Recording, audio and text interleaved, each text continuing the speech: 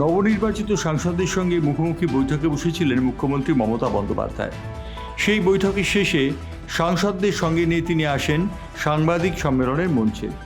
সাংবাদিক সম্মেলনে মমতা ছিলেন মারমুখী মেজাজে। সাংবাদিক সম্মেলনে উপস্থিত ছিলেন সাংসদ সুদীপ বন্দ্যোপাধ্যায়, ইউসুফ পাঠান, অভিষেক বন্দ্যোপাধ্যায়, প্রসূন বন্দ্যোপাধ্যায়, শত্রুঘ্ন সিনহা এবং আরও অনেকে।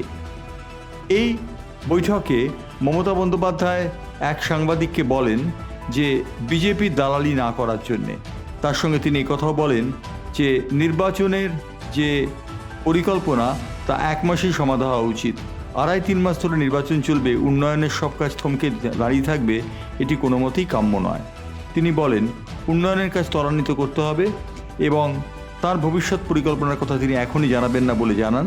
তবে তিনি এই কথাও বলেন যে তিনি যেভাবে এগোচ্ছেন সেভাবেই এগোতে চান, তৃণমূল কংগ্রেসকে বাংলার বুকে সংস্থাপিত করতে চান।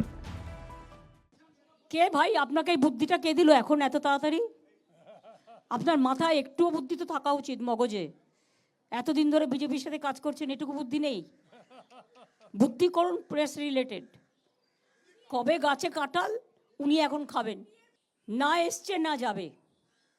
আমি তো বলেই দিয়েছি, দেশের মানুষকে কাল শুভকামনা জানাবো, দেশের মানুষ ওদের ভোট দেয়নি বলে।